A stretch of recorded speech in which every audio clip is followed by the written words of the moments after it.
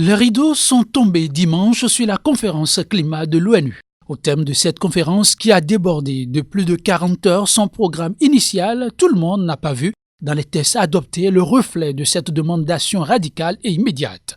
Le test final appelle effectivement à des actions urgentes pour réduire l'écart entre les engagements et les objectifs de l'accord de Paris de limiter le réchauffement à plus de 2 degrés Celsius, voire plus de 1,5 degrés Celsius. Mais le langage est tortueux et le résultat médiocre, a estimé Catherine Abreu de Climate Action Network. Sans surprise, quasiment aucun des grands pays émetteurs n'a fait d'annonce significative pour rehausser ses ambitions ni donner de signes clairs d'une telle intention pour 2020.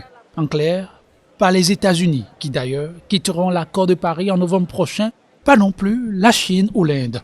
Tous restés égaux à eux-mêmes. Dans le collimateur des défenseurs de l'environnement se trouvent également l'Arabie Saoudite ainsi que le Brésil et l'Australie, tous accusés de vouloir introduire des dispositions décriées dans les règles sur les marchés carbone dont l'adoption a été à nouveau reportée.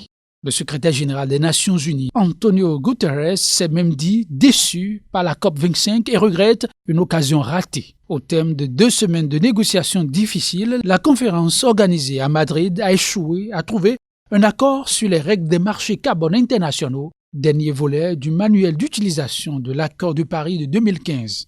Au bout du compte, en l'état actuel des engagements, les prévisions estiment que l'augmentation des températures pourrait être de 4 degrés ou 5 degrés à la fin du siècle. 70 migrants subsahariens en difficulté à bord d'une embarcation de fortune en Méditerranée ont été secourus par un navire garde-côte de la marine marocaine. Les secours ont également procédé au repêchage de 7 corps. Selon l'association espagnole Caminando Fronteras, qui dénombre 24 disparus, le bateau qui a chaviré dans la nuit de dimanche à lundi en mer d'Alboran transportait une centaine de clandestins en route vers l'Espagne. Les informations de l'ONG qui suit de près le sort de ceux qui se lancent dans des traversées clandestines en Méditerranée n'ont pas été confirmées côté marocain. Selon une source militaire marocaine, les rescapés parmi lesquels 10 femmes et un bébé se trouvaient dans un état très dégradé et ont été transférés à Nador dans le nord du Maroc pour recevoir des soins. Selon la même source, 3 femmes figurent parmi les personnes décédées. D'après le dernier bilan de l'Organisation internationale pour les migrations, près de 25 000 personnes sont mortes depuis janvier 2014 en tentant de rejoindre l'Europe pour des raisons économiques ou politiques. La grande majorité, soit 19 154 personnes, a péri en Méditerranée où se situent les principales voies d'accès au continent européen. Mais plus de 480 ont perdu la vie en Afrique de l'Ouest, dont environ 160 en 2019.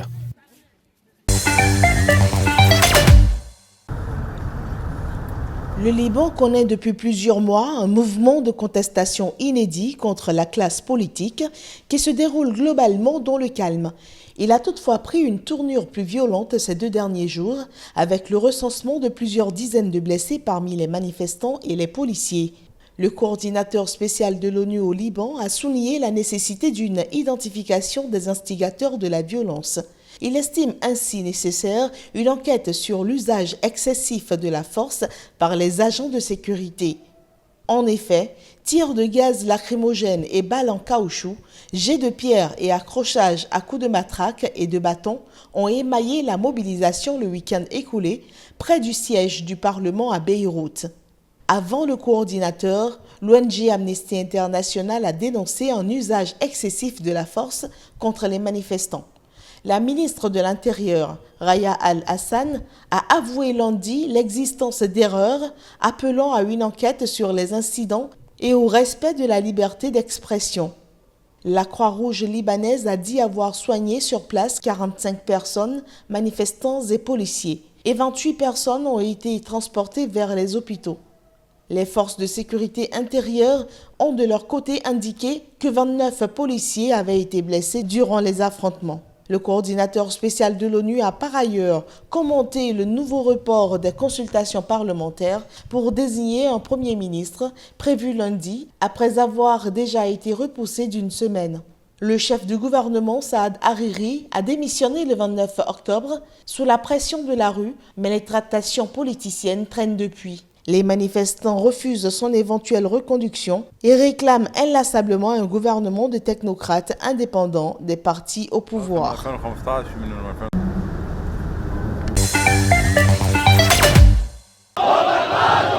Le gouvernement du Premier ministre indien Narendra Modi a du pain sur la planche. Au lendemain de violences dans une université de New Delhi, le mouvement de contestation d'une loi sur la citoyenneté gagne de l'ampleur et s'est propagé lundi.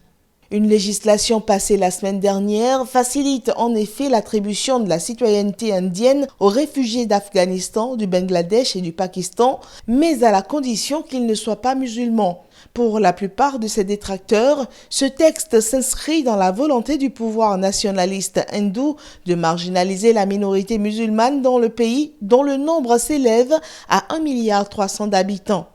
En outre, dans le nord-est de l'Inde, foyer du mouvement la semaine dernière où 6 personnes ont déjà péri, les manifestants s'opposent au contraire à cette loi. Le motif est qu'elle entraînerait un afflux de réfugiés hindous du Bangladesh frontalier dans leur région à l'équilibre intercommunautaire déjà fragile.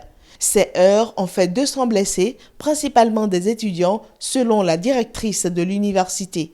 Une cinquantaine de personnes détenues ont été relâchées lundi après avoir passé la nuit en cellule, d'après la police locale. Lundi encore, au lendemain des heurts brutaux entre protestataires et police à la grande université de Jamia Millia Ismailia de la capitale, de nouvelles manifestations se tenaient dans plusieurs autres villes. Cette intensification du mouvement fait suite aux rudes affrontements dimanche entre policiers et manifestants dans une université de New Delhi.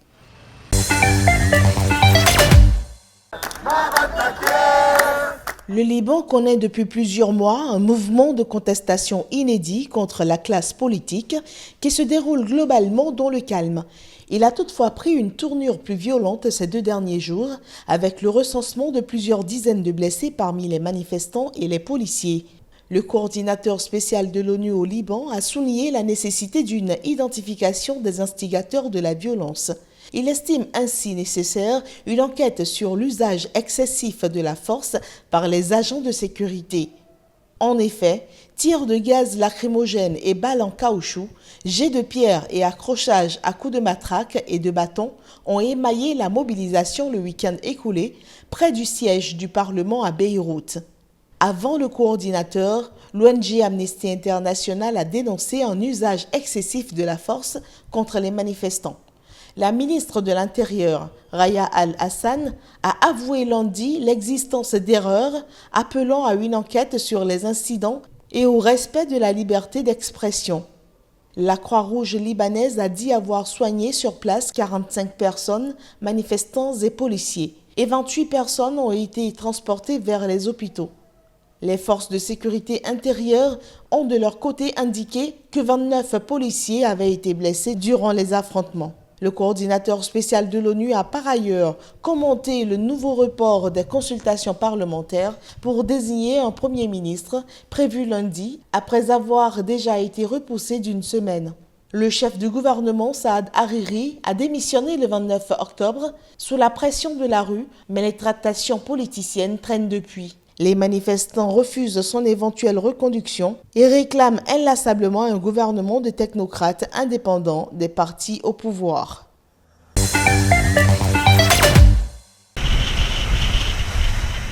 Une embarcation de fortune a été repérée dans la nuit de lundi à mardi en haute mer au large de l'Espagne.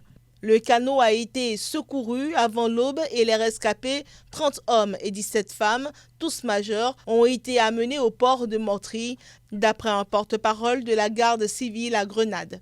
Dans la nuit de dimanche à lundi, également dans la mer d'Alboran, qui sépare le Maroc de l'Espagne, le naufrage d'une autre embarcation a fait 7 morts et 70 migrants subsahariens ont été secourus par les gardes-côtes marocains, selon une source militaire.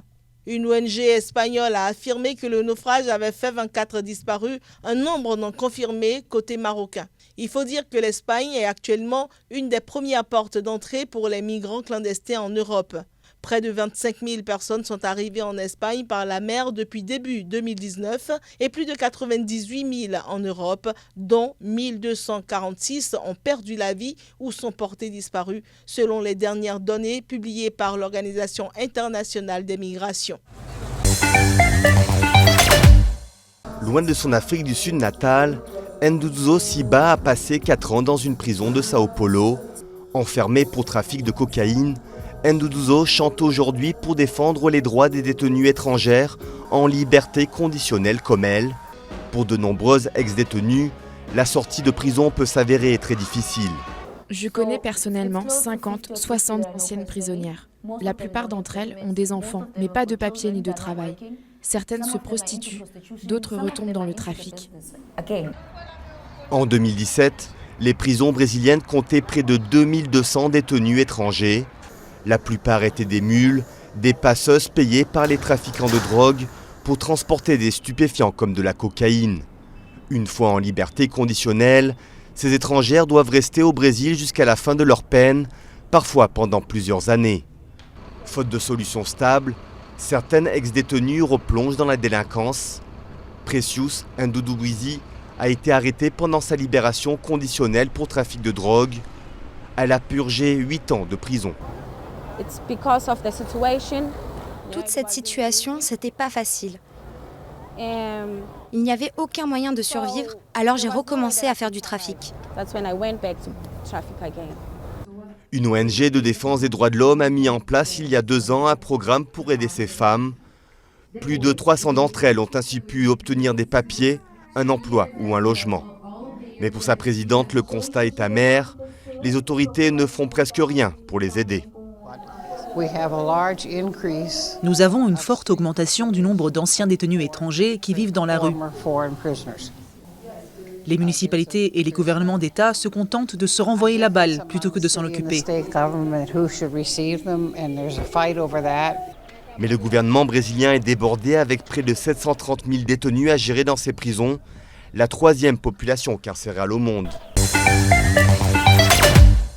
Une peine de 30 ans de réclusion a été requise ce vendredi contre un ancien haut fonctionnaire rwandais, Fabien Neuresté, reconnu coupable ce jeudi soir de crimes de génocide en 1994 par la Cour d'assises de Bruxelles. Dans son réquisitoire, le procureur a insisté sur l'absence d'aveu et de regret de l'accusé, qui a selon lui persisté dans la négation de l'histoire avec un grand H. L'ensemble de ces éléments établit que l'accusé a, entre le 6 avril 1994 et le 14 juillet 1994, commis le crime de génocide au Rwanda, tant dans les préfectures de Kigali que dans celles de Ruhengeri et de Gitarama, et qu'il est coupable de... C'est un arrêt remarquablement motivé, et c'est un arrêt qui aura un retentissement non seulement en Belgique, mais également dans le monde. C'est un arrêt qui est en réalité une grande première en Belgique, puisque c'est la première fois qu'il y a une condamnation pour des faits de génocide. Je pense que vraiment c'est un arrêt qui s'inscrit dans notre histoire et dans l'histoire de l'humanité. Maintenant, c'est un arrêt, c'est une condamnation, une reconnaissance de culpabilité pour l'ensemble des infractions sauf 2 meurtres. C'est la volonté des jurés belges, d'un jury belge, et je m'y plie. Et demain, nous verrons dans quelle mesure il est encore possible, devant ce même jury, d'obtenir une peine qui soit la plus humaine possible par rapport à l'atrocité des faits qui ont été reconnus à l'égard de mon client. Fabien Neuresté, qui clame son innocence, est le premier Rwandais reconnu coupable de génocide en Belgique. Sa culpabilité a également été reconnue jeudi soir pour 9 crimes de guerre commis au Rwanda entre avril et juin 1994.